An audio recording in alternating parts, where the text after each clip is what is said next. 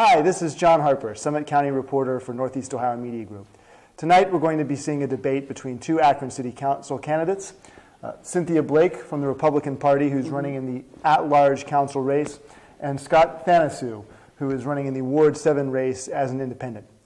We're going to ask a series of questions tonight. Each candidate will have 2 minutes to respond, but first we'll have the candidates introduce themselves. Cynthia, why don't you tell us a little bit about your background professionally, politically, if you have any, and then why you decided this year to run in the Akron City Council at-large race. Well, you know, John, I'll be happy to, and thanks first of all for having me here this evening. But my name is Cynthia Blake. I was born and raised in Akron, Ohio.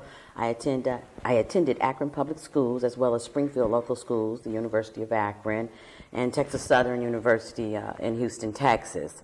I am running for the City Council at-large race because I have been attending the meetings downtown on a regular basis, and I just noticed that there was just an eerie feeling about things going on, and I've always taken an interest in local government based off of my professional background, which is finance. For the past 30 years, I've worked two jobs. One is a part-time employee as well as the finance arena at PNC Bank and Bank One. I just want people to know that I have been a true community leader, and I've had various leadership roles as a board of director with NeighborWorks and in Pride Through Empowerment and Rural Housing Opportunity, and I have the skill sets to do the job. All right, Mr. Thanasiu, if you'd like to take a minute to just tell us a little bit about your background and why you decided to run in Ward 7 this year. Okay, my name is Scott Thanasiu, and thank you as well for inviting me to this forum to discuss issues. My background, I grew up in Akron. I was raised in Akron, and I attended Akron Public Schools as well for all of my primary and secondary education. I graduated from Garfield High School, and I attended the University of Akron for a time, and then later joined the Navy. I served in the U.S. Navy for 8 years, and upon ending my service with the Navy, I worked at AT&T for 11 years, during which time I used the GI Bill to go back to school and finish earning a degree in political science with a minor in economics. And I currently work in the Cleveland area for Great Lakes Fence. I grew up in Firestone Park, and the reason that I'm interested in running for City Council in Ward 7 is that I grew up in Firestone Park. I moved back to Akron after separating from the Navy, and I like the area, and I really care about Akron and my neighborhood, and I've just noticed that there are some areas where we could improve and bring about a revitalization to some of our neighborhoods and improve the feel there. I have with me today Mike Martin, candidate for Ward 8, as well as Wayne Darlington, a candidate for Ward 10, both from the Republican Party. First, I'm going to allow them a chance to introduce themselves. Mr. Martin, why don't you go off first? Just tell us a little bit about yourself and why you decided to run for City Council this year. Hi, my name is Mike Martin. I'm in the Ward 8 of Akron City Council, and I know the opportunity came up, and I've always wanted to be involved in the city. I'm involved in volunteer as far as West Akron baseball, football coach, and started various programs in the city through our church, and just really felt called to do it and put my name out there, and I feel good about representing Ward 8. I feel because I am invested in the school, in the ward, in my neighborhood, in the church, wherever I go. So I feel that's why I'm running. All right, Mr. Darlington, if you'd like to introduce yourself, tell us a little bit about your background and why you decided to run for Akron City Council this year. Thank you. My name is Wayne Darlington. I am a Ward 10 resident for over 16 years. In May of this year, the mayor of Akron resigned. My ward councilman, Gary Moneypenny, was the president of council, and he ascended to the position of mayor. That left his ward council seat open for the final 6 months of the year. I applied for that position, did not receive the appointment by the city of Akron or the city council. However, there was the opportunity for the full 4-year term that begins in January, so I filed candidacy petitions to be on the ballot and I wanted to make sure that voters had an opportunity to have a qualified and competent candidate to be their next city councilman for the next 4 years. I have with me here John Sands, who's running for city council at large in Akron. He's going to be up for election on November 3rd. I'm going to have Mr. Sands introduce himself in a minute, and then we'll get underway with a series of questions and answers. Mr. Sands, why don't you tell us a little bit about yourself and why you're running for city council? Okay. I'm a professional scientist, and I have degrees from Yale University and the University of Chicago in geochemistry, because I was concerned about environmental and energy issues.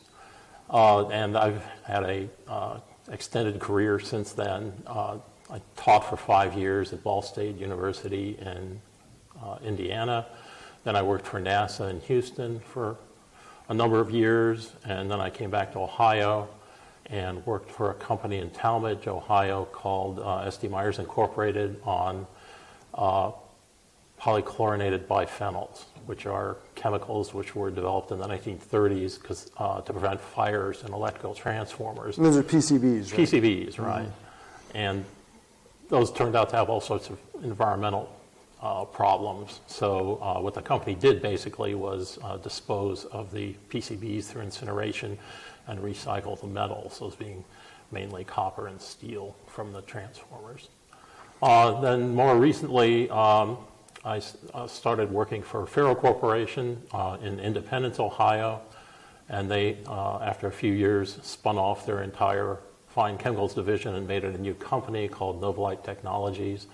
And then Novolite doubled in value over a few years, and BASF, which is the largest chemical company in the world, decided that Novolite was a good purchase, so they bought us. So I am now working for BASF, mainly on lithium batteries. You probably don't remember the 1970s when phones were big enough to be a model for your head, but you should know that the tiny phones available now, I was one of the people responsible for making that happen.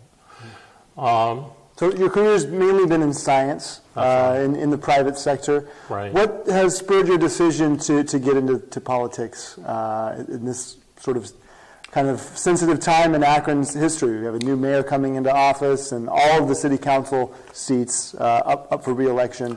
What made you decide to get involved? Right. Well, the main thing was that my water bills, or really I should say combined water sewer bills, used to be about $50 a month.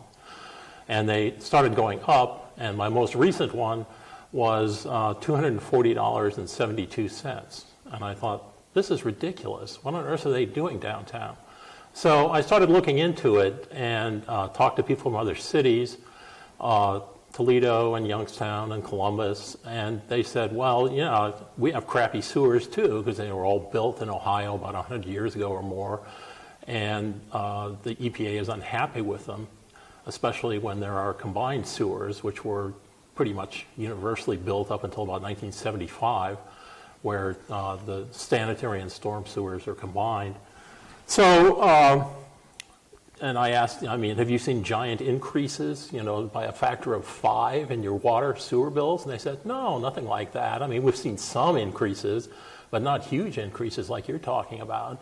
So I looked into, what the city was doing, and it seemed like, basically they were incompetent. They didn't know what they were doing. And since I'd been dealing with environmental issues all my life in one fashion or another, I thought, well, this is a golden opportunity to step in or step up and do something about this crisis, because a city the size of Akron cannot handle a $1.4 billion sewer rebuilding project. There just aren't enough financial resources in Akron. Akron is down to a population of less than 200,000, and even those are not all that prosperous. Akron has, probably a 25% poverty rate at least. So that's the reason I'm running for office, because I think Akron is in a crisis financially and due to lack of leadership. And I'm terrified that Akron is going to go into something resembling the Detroit death spiral, where the people flee the city and the taxes keep getting higher and the services keep getting worse, and the city becomes ever more uninhabitable. Do you support the construction of a downtown arena? Is that something that you see as part of the future for Akron? No, actually, I was one of the people who campaigned against that. I talked to a lot of people in Akron in connection with that campaign, and their basic feeling was, why do we need an arena downtown? There's already an arena a few blocks away on the Akron U campus.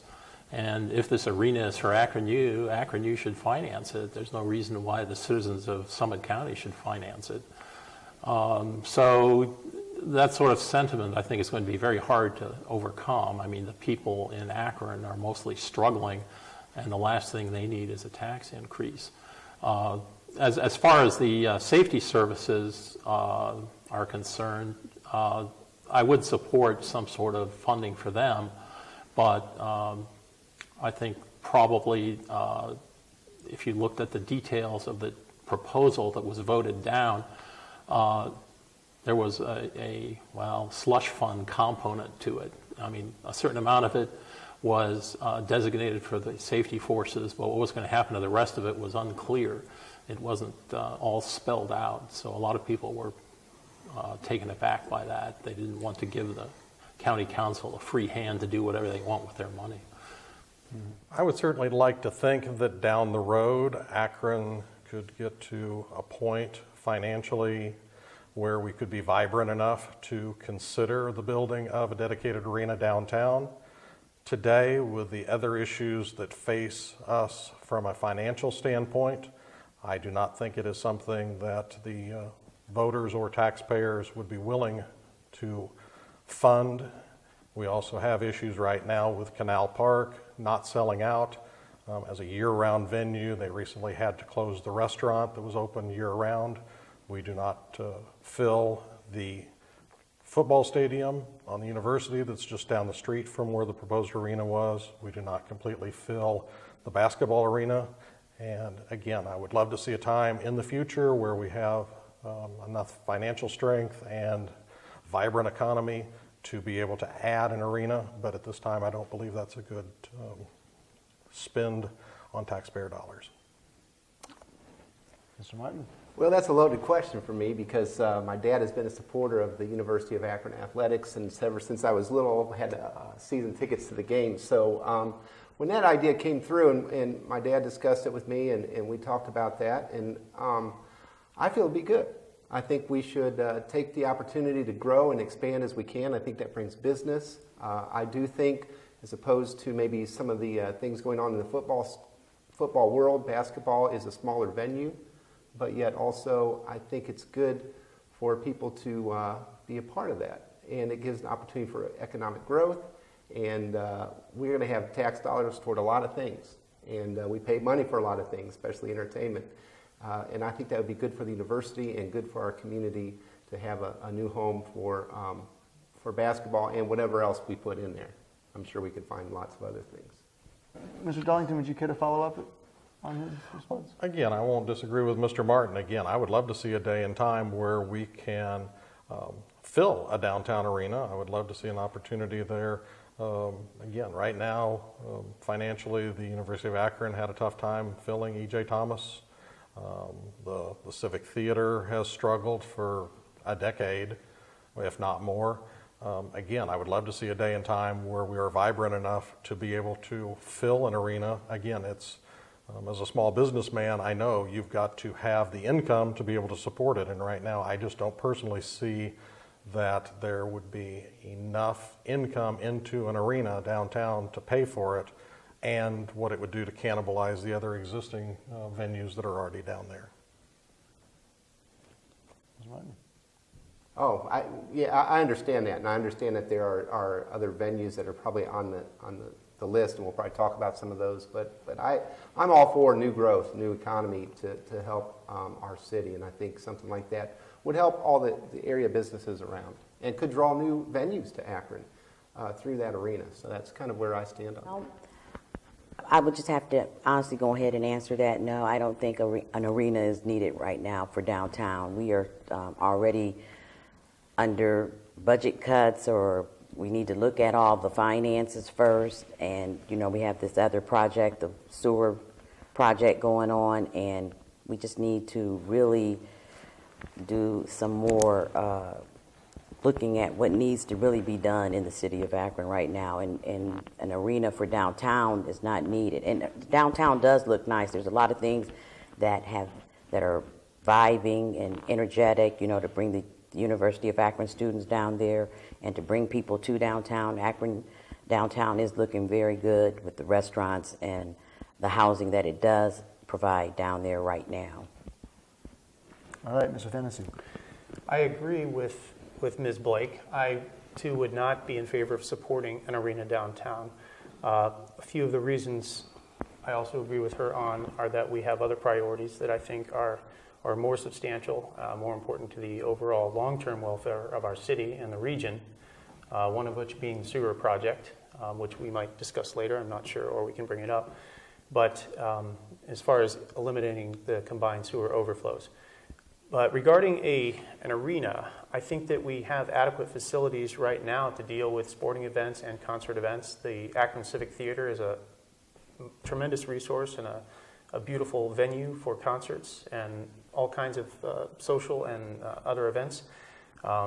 Stiles Field at the University of Akron is a great venue. The Rhodes Arena, although it is very dated, the First Lady was just there, and you know, so it does attract and accommodate some significant events. So I don't think an arena is really that high, or shouldn't be that high of a priority on our list of things to do right now. Ms. Blake, would you care to respond or follow up at all? No, I mean, he kind of nailed it the way that I would have answered it as well. We need to get priority spending in order for the city of Akron. And I really can't even, you know, don't want to say what you're for or against until you have really all the information necessary to make an intelligent decision. I think that's what happens in the political arena. We make all these deals, you know, ahead of time, but we don't have all the information if it was in the best interest of the great citizens of Akron. And Mr. Thanasiu, do you have anything to add? I really agree with what she just said. I think that in order to make long-term commitments to something like that, those kind of expenditures, you really need to have more of the facts. But based on, albeit limited knowledge that I have of that, articles that I have read in the newspaper and the Beacon Journal, I don't think at this time it's something that I would be interested in supporting.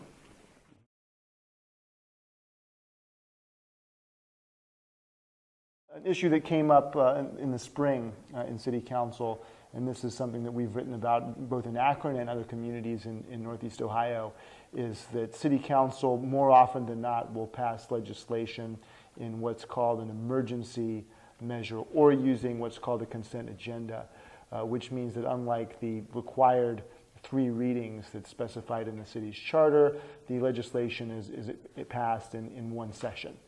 Or in the next session if it's placed on the consent agenda. Do you think that City Council should slow down its process and go through the full 3 readings whenever possible? Or do you feel like in today's age there is enough opportunity for folks on the internet and otherwise to view legislation that they have enough time for the city to go ahead and vote on things in one day? And Mr. Darlington, we'll start this question with you. You'll probably provide some good background here yourself. Yeah, I appreciate this. I didn't expect this one to come up in the debate, and I'm really glad that it did.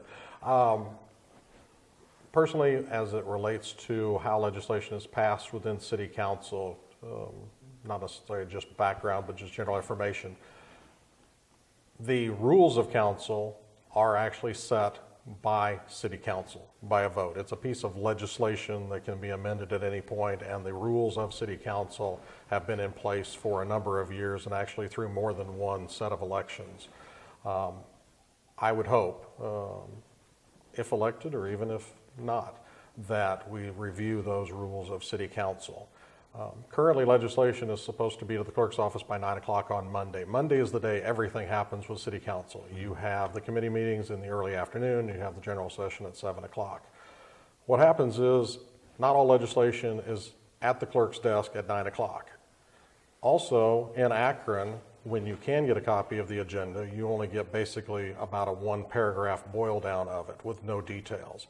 I will give kudos to County Council. If you go to Summit County Council's website, you will see the full, complete text of every piece of legislation before it ever is presented to Council. Mm-hmm. And I would actually call for that within Akron City Council. That would allow the voters and the residents to have that information that they need. Then going forth, I would ask that at bare minimum, we do have a public comment portion in the city as a part of the charter, and that allows citizens to speak. As the current rules are, that occurs after all legislation is passed. I would ask that any emergency legislation be voted on after the public comment period that evening, so that if there is legislation on the agenda that night, the citizens have an opportunity to address council before the vote is taken. All right, Mr. Yeah. Mr. Martin. You're doing a good job, man. Anyway, here's what I think. In my life has been dedicated to the local church. You know, I've been in Florida, California, Tennessee, and you know, one thing when you get in those church meetings, people, or even board meetings, because some have been some large churches, and what I realize this is, someone says, well, why, Mike? What, you know, a minister? What prepares you for being involved in leadership? You know, in the city and government? Because man, they move at the same pace. Everything's so slow. You know, you're trying to get something passed. It goes through this. Anything we can do to speed up the process of making informed decisions. Here's what you're doing. You're voting, hopefully for Wayne and for me, for us to make those decisions for you. So if you trust us to some extent that we inform ourselves, and that if you read in the West Side Leader, that's why I said the first thing in my job is to inform myself of what this job is about. You know, I can't come off some sort of, well, we're going to put sprinklers in every park. You know, you can't do that. You have to understand what the job's all about. And so that's my first statement. Ask, you know, why are you doing it? You know, what will you do? And it's inform myself. So I make correct and well-defined decisions based on the people in my ward. And so anything, a lot is dependent on me. And then also getting the word out to people. And it's for the benefit of my ward and the city of Akron. So anything to speed that up? Yes. Mr. Darlington, would you like to reply? Again, I mean, Mr. Martin's right. We need to have the ability to move legislation as quickly as it needs to. I don't think within the city of Akron there has ever been an issue with legislation that needs to be passed being able to be passed quickly enough. If anything, there's been a history in the past of a lot of stuff getting rubber stamped. With that said, there have been a lot more questions asked over the last couple of years by members of council, and I applaud those folks. And the administration, I think, has actually gotten more open to answering questions. We had a long period of time where no one asked any questions, and you were considered to be a naysayer or something along those lines just to even dare to ask a question. Within, again, the city council rules, the chairs of the committees that meet in the afternoon have currently absolute power. I attempted to testify or actually just speak at a committee meeting on legislation that I felt very strongly about, and actually had brought in documentation of 40 other cities that had faced that same issue. And the chair of the committee did not allow me to speak at that meeting, so that legislation went to council that night, was voted on and approved before the public speaking portion, and I never got that opportunity before it was passed into law to offer up that information. Mr. Martin. Yeah, and I totally agree with that. Why can't people share information? You know, why can't, you know, if he had something, be listened to? And I think that's one of the things I want to change and be a part of city council is that, man, unless we hear other people's opinions, even if I'm dead on right, yeah, this is what I think, this is what my committee thinks, we still need to listen to the people and not make that decision. We have to be informed. And we have to listen, and sometimes, you know, government and this institution and, you know, private sector can be at odds on something where they could really benefit from each other. to make our city, our country, whatever it may be, a better place. So, anyway, that's what we just got to take it all in and make a decision from there and not be afraid of competition and the people around us or information. That helps us. I think that the so-called emergency legislation is just a way to avoid transparency. And I strongly oppose it. I think the city needs a lot more transparency in what it's doing. I've had some councilmen who are currently on the council complain about the fact that, you know, they can't get the legislation in written form more than an hour or so before they have to vote on it, which of course, you know, doesn't give them any time to review it, really. So I think that I would be in favor of eliminating that kind of thing altogether and have, you know, 3 readings as called for in the charter for everything. There's hardly anything which is a genuine emergency. I think that expediting good legislation is always a good idea. I don't think that slowing down the legislative process is productive. However, diligence should be given to having a better understanding of all legislation that is passed by council. And so I think that very limited use of emergency legislation should be utilized. If it is something that is truly very transparent in nature and very necessary for the well-being of the city and our communities, then I think that is something that could be utilized effectively. But overuse, I think, does take away from the review process and input from citizens. So I think it should be used very limitedly, in a very limited way, I should say. Ms. Blake. Okay. Well, again, I've been attending meetings regularly, and not just this year to City Council. And I do know one of the favorite terms that they'll go that the report was favorable to the committee, and I always trying to follow the agenda. But it would be a learning curve because sometimes some things do need to speed along, and then sometimes we do need to be a part of the process. So it's in some instances it might be needed, and in some instances, like I say, they're just going to have to slow it down because I would like to see good local government where we bring a piece of legislation that's introduced and the community is involved before it's hurried up and suspend and then it passes. I'm for both. So sometimes some legislation does need to move, but sometimes you do need to hear from the public. And I want to be the type of city council member that brings the ideas back to the people. That's what I want to be. Mm-hmm. Mr. Thanasiu, would you care to follow up with that? It sounds as though we agree.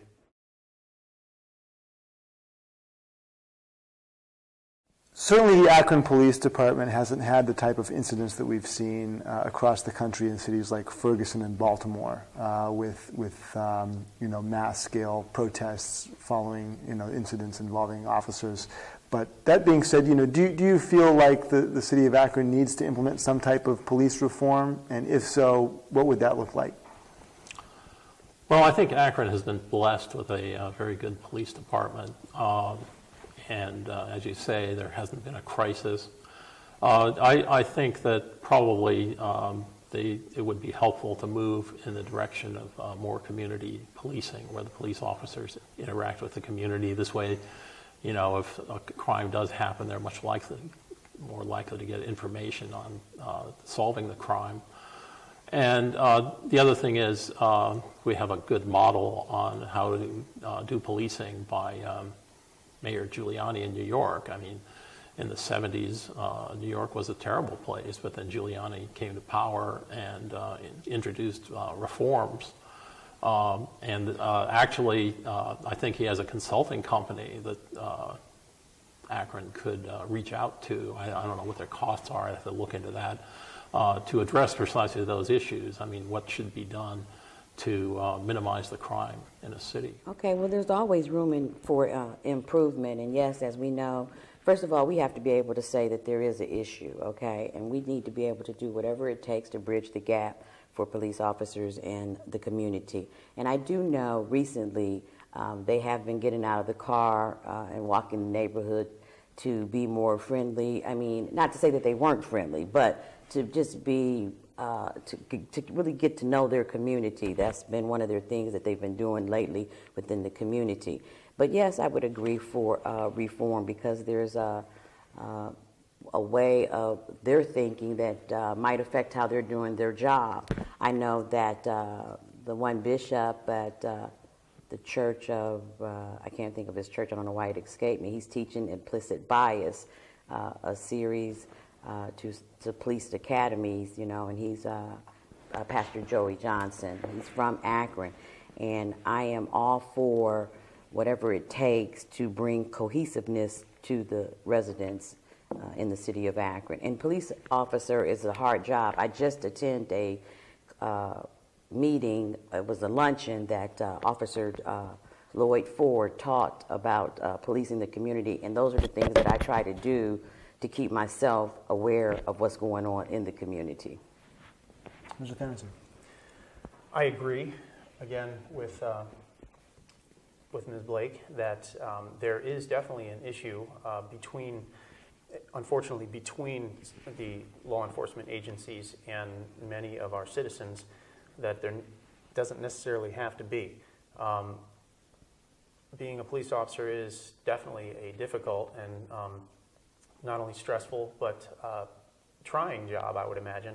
I know several police officers, and I think that one of the things that we need to recognize is that they enter into service as law enforcement officials to do good.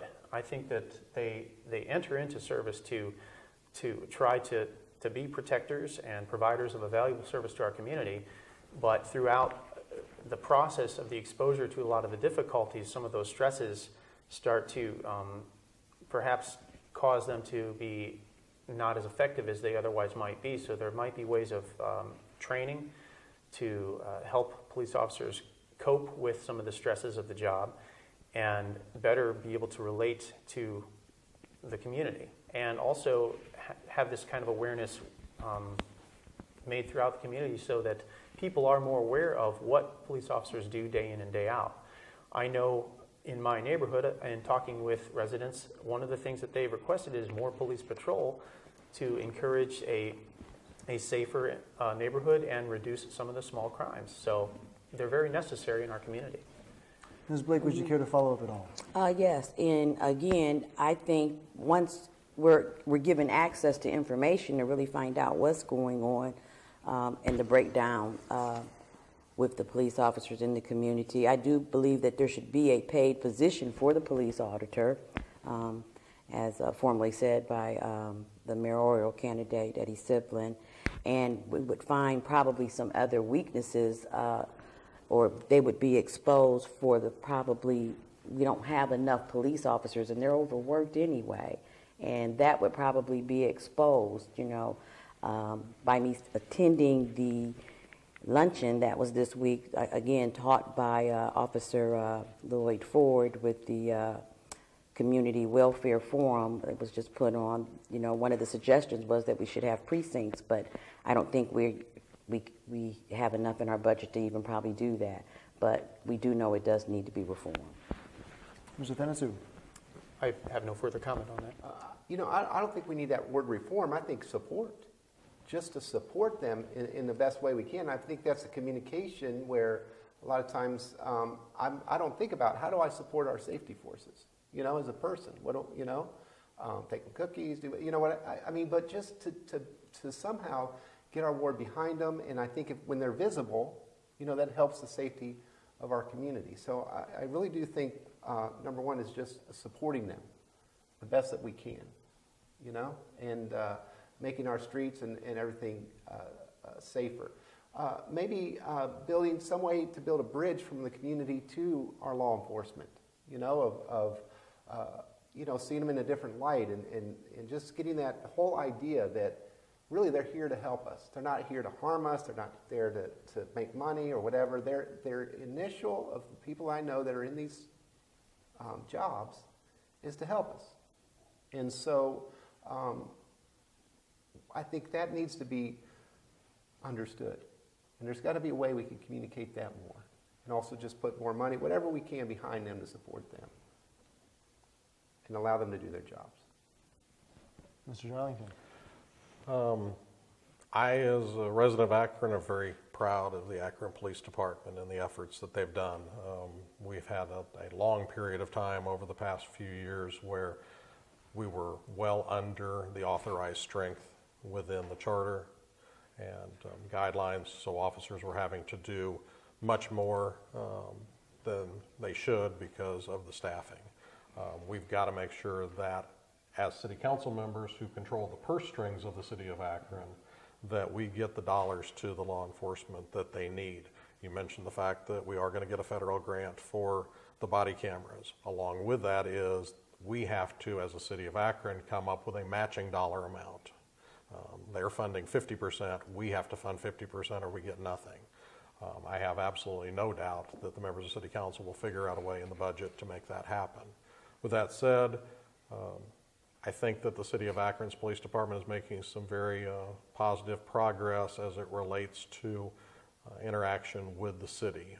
The Chief Nice, not that long ago, came up with or pushed through a park and walk process where officers are asked to park their vehicles and walk the neighborhoods, and it's not walking where the crime is, it's walking in the good neighborhoods so that folks get to actually see and interact with the officers. The bad guys get to see the police all the time. The good folks of the city of Akron need that opportunity, and they are doing a great job of that now. Mr. Martin, do you care to follow up? Or? No, good answer. And I think both from Wayne and I can tell that we are there to support what's going on. And I think that's what it doesn't need reform, but just support and just not only money-wise, but just in our communities. And so, very good answer.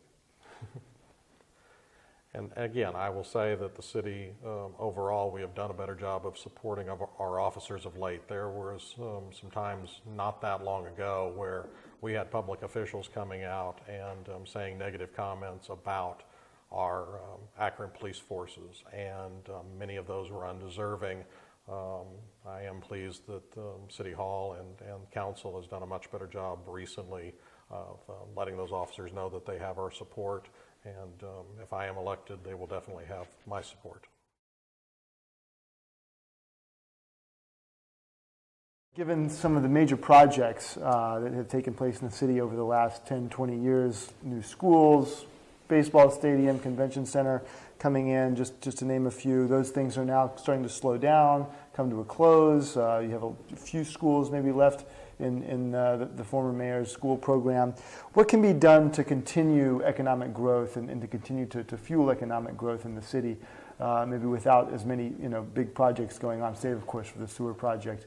What would you advocate as a council person that the city do to help attract more jobs and get more money into the local economy? We'll start with you, Ms. Blake. Okay. Well, I would look at small businesses. We have to find out what barriers they have to try to remove them, because they can help jumpstart your economy.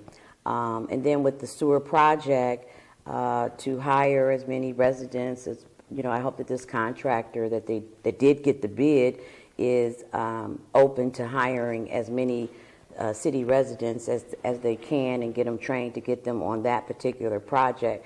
And then just listen to people to find out what the need is, again, in the business arena, work with the commerce department there and just find out what the barriers are, again, to remove for small businesses to get them to come in here to be interested in Akron. Mr. Thanasiu. I think that economic growth, well, I don't think, actually, I know that one of the key and most forceful driving agents of economic growth are revolutions in technology. Every time we have a technological revolution, it spurs growth.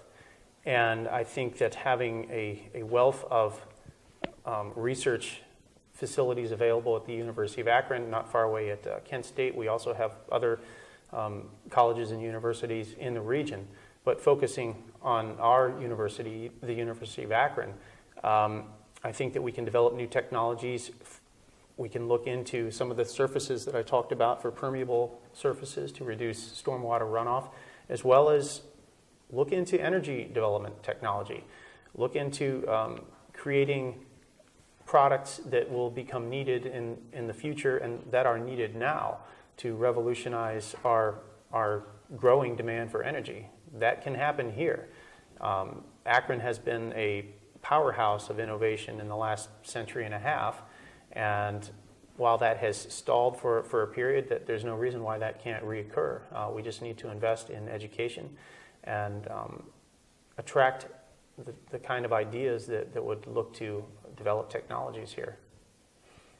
Ms. Blake, would you care to follow up? Well, again, it's about thinking out of the box, because I had a moment there to think.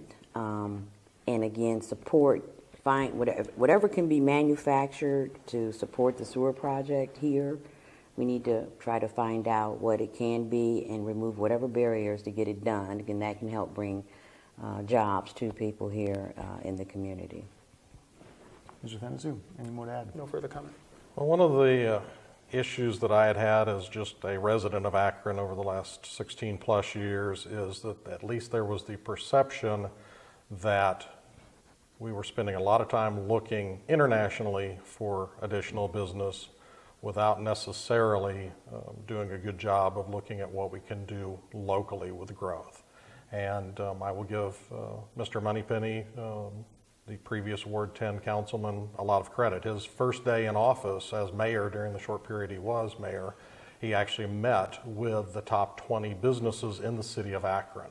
And that is something I have called for in the past, to ensure that those folks who have already set up shop in Akron, who have employees in Akron who would like to grow their business, have that opportunity to do so. And I don't think as a city we've necessarily done a good job of meeting with our local businesses to see either one, what the city is doing to stand in their way of growth, or two, what the city could do to help them grow.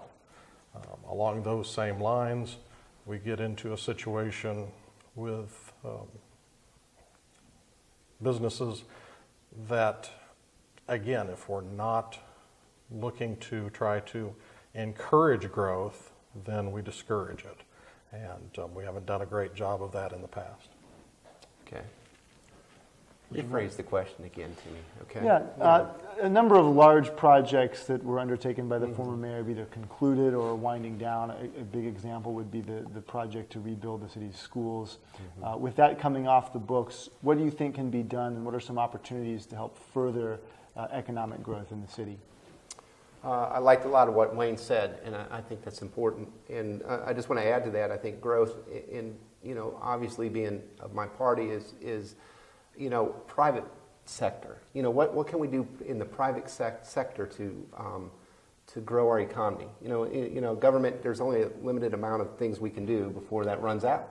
And so my answer to that is let's hit the private sector as much as we can. What can we do to create jobs, to have growth? To make Akron appealing to other people to come in. And so that's number one. And I like the idea of that we have gone to other businesses, other people to say, hey, what can we do? And I think it starts there. And second, have we ever looked at other cities, of our size, in our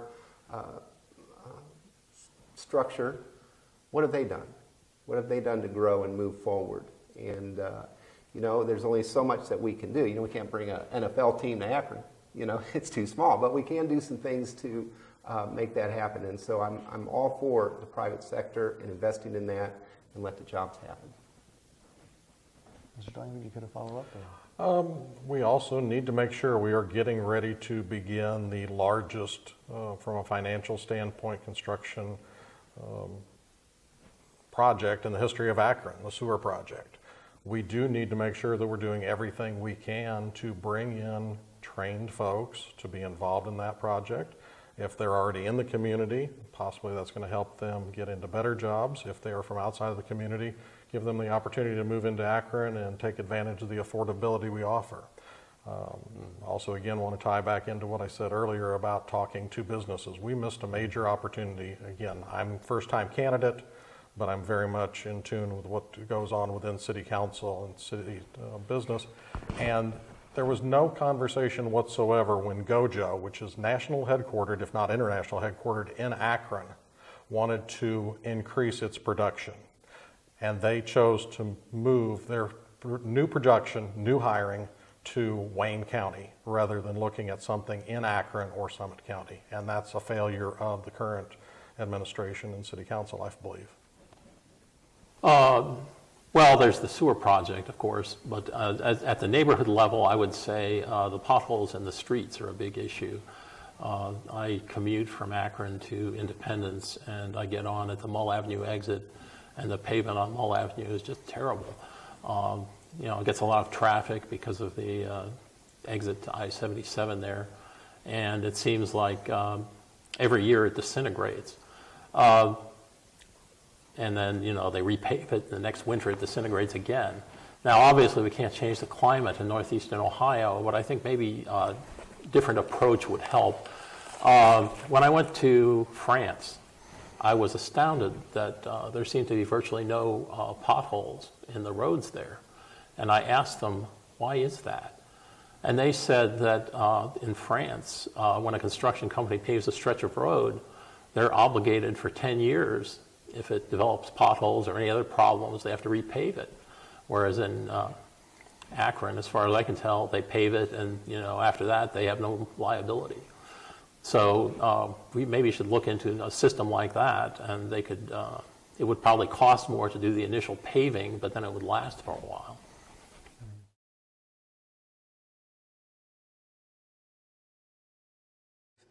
Something that's been discussed quite a bit, not only in council but in the mayoral debate, is the city's role in economic development. So, one issue that sort of lingered for a long time in the Highland Square neighborhood was the property where Mustard Seed Market is located. The city had owned that property for quite a while, had acquired it in hopes of attracting some new grocery store, some type of retail into that area, and it was unfilled for quite a while. In the mayoral debate earlier this month, Mr. Siplin advocated that this is a bad way to do economic development, that it puts taxpayers on the line if that tenant decides to leave the building. But Mr. Horgan said, hey, the city really needs to do all it can, and we should really look at Highland Square and what's been done there as a model for how to do economic development in the city. That being said, what do you think the city's role in economic development and business development should be? And we'll start this with Ms. Blake. Okay, as far as with the Highland Square project, yes, and I know exactly where that project is, and it was a new building that was there already, and then it was knocked down. And so, we were just wondering, or I know I used to always wonder if I'm driving by there, but it's a commercial lease that the city is doing to Mustard Seed, and it's, I guess, a new, innovative, creative way to bring businesses into the city. But our role is to create an environment for a business to come. If they felt, I guess, that the citizens over there felt that they should have, or they needed it, I don't know if they did try to talk to other business food chain owners that were already in existence. Acme was right down the street, or Dave's. I don't know if other people had opportunities. I don't know all of the ramifications of it, but I just think sometimes if the citizens want something, we have to do whatever it takes to meet the citizens' needs. But our job should really be to just create the environment, but not be in these leases that could put us on the hook, or if it's not a successful business or something, and then cause further debt. That part I do agree with. Mr. Thanasiu. I think it sounds like we philosophically agree that government should not necessarily be in the business of supporting individual businesses. Mm-hmm. That said, government has a role in creating an environment for businesses to thrive. And so I know that the Mustard Seed is in Highland Square is right now it's an asset to the community. Mm-hmm. And hopefully it will continue to be an asset. I would like to see, for example, in my community, my neighborhood community in Ward 7 in Firestone Park, there's a business district on Astor Avenue.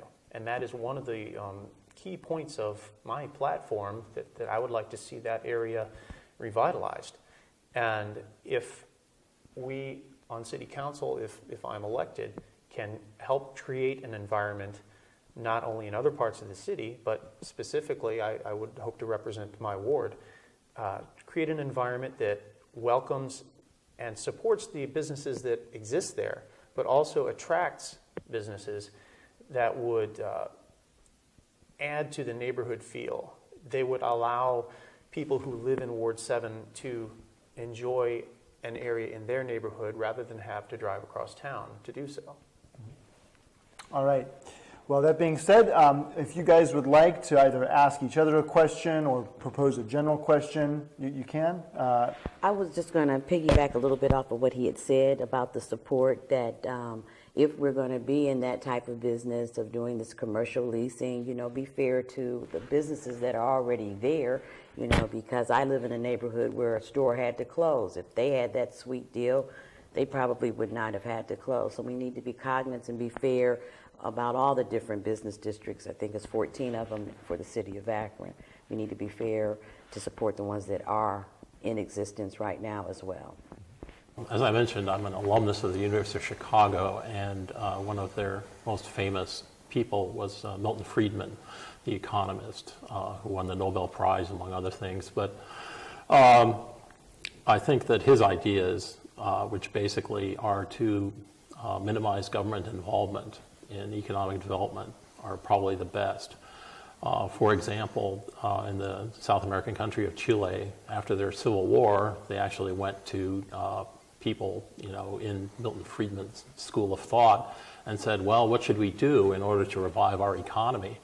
And, they adopted his ideas, which basically are low taxes and minimal regulations, and they now have about the best economy in Latin America.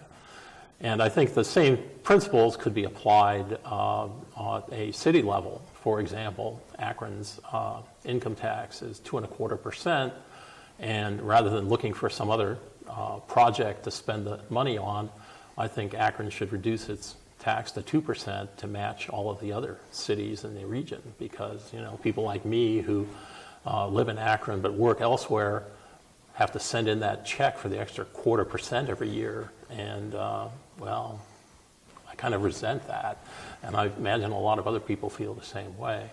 So, and then there are regulations. Akron has a ridiculous number of regulations for a city its size. A particularly glaring example was the food trucks. I mean, there were people who wanted to set up food trucks to service, the Akron U students and some of the people who work downtown.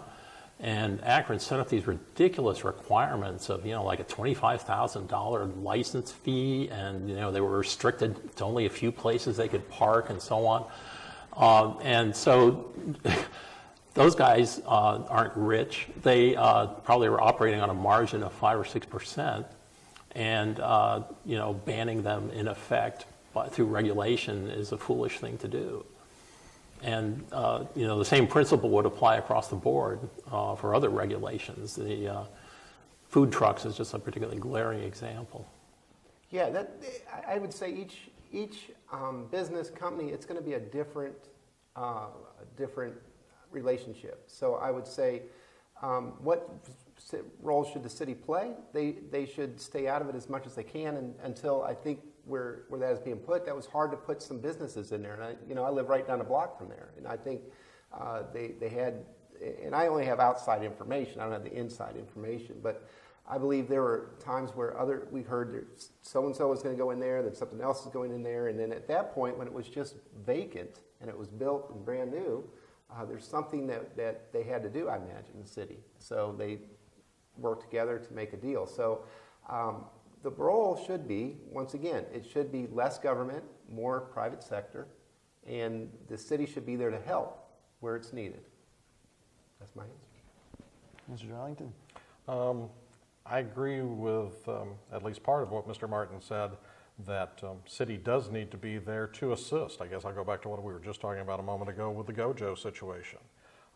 We don't know that the city ever reached out to Gojo to assist them to try to move those multiple, and I believe it was, if not in the multiple dozens, it may have even been over 100 brand new manufacturing jobs.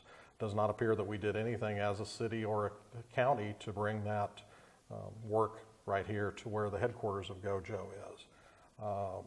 the situation you had there, as best I know it, and have followed it over the last dozen years or so, with that particular market is the fact that there was a belief within City Hall that that was an under-serviced or served area. However, you had already had one grocery store go out of business. There's another major grocery store, also headquartered in Akron, not far down the street. We opened that up, as best I remember. We ended up with somewhere between 12, 16, maybe even more companies that the city sought proposals from to move into that property that was city-owned, and all of those businesses declined to move in, and it wasn't until we issued, I believe they ended up using HUD grants to build a grocery store, which a company is leasing from the city of Akron for basically cost, and I hope they're successful. I hope all businesses are successful, but we've got to make sure that we don't overextend ourselves, and we have done an awful lot of that over the past 28 years in Akron.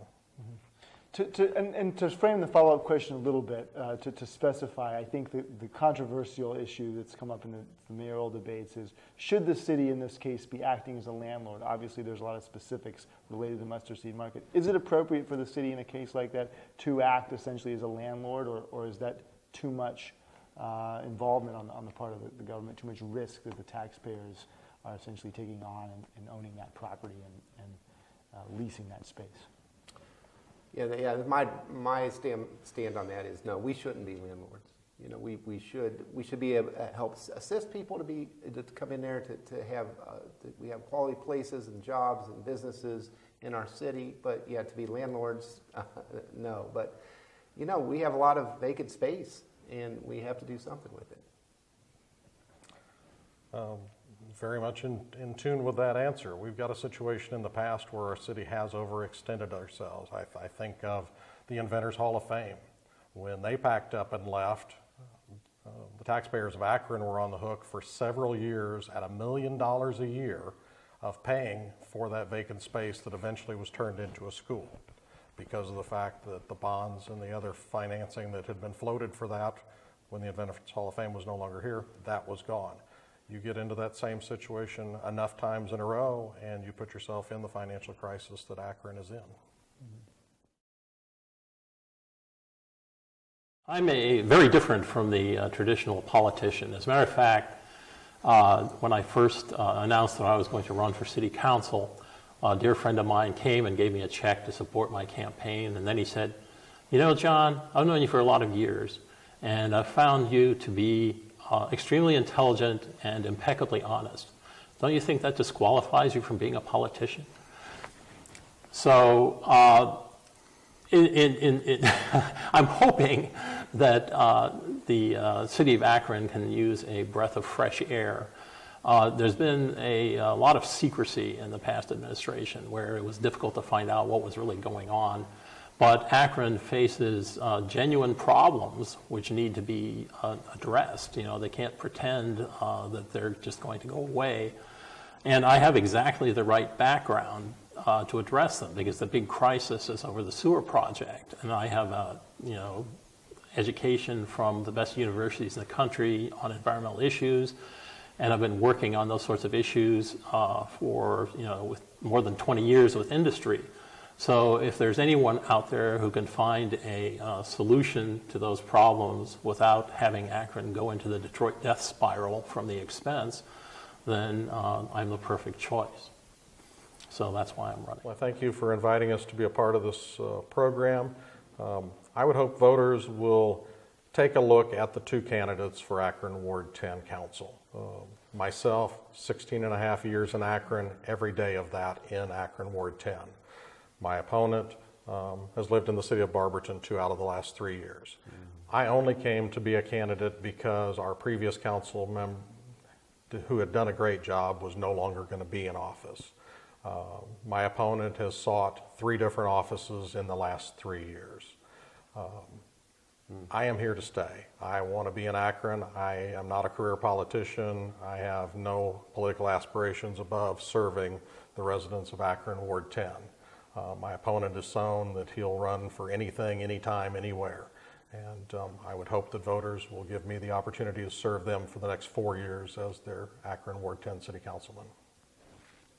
All right, Mr. Martin. Thank you. One of the things I think that is to my benefit is that I have not lived in this community. Moved here 12 years ago, although did grow up in the surrounding in Green.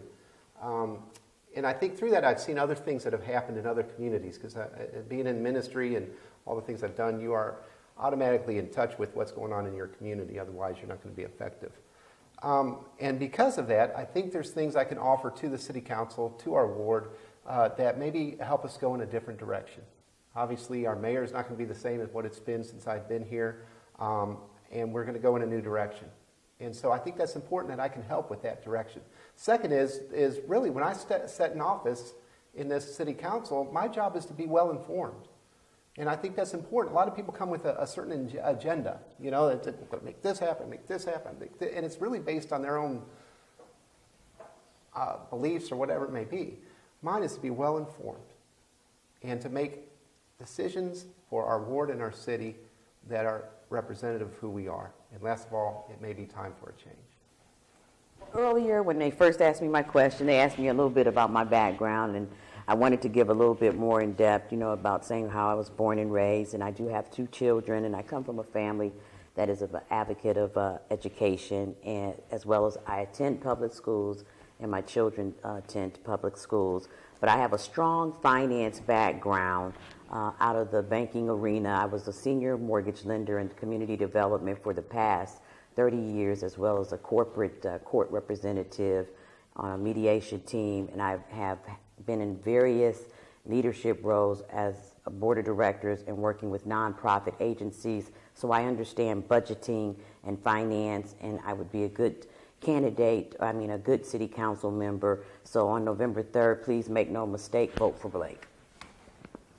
All right, Mr. Thanasiu.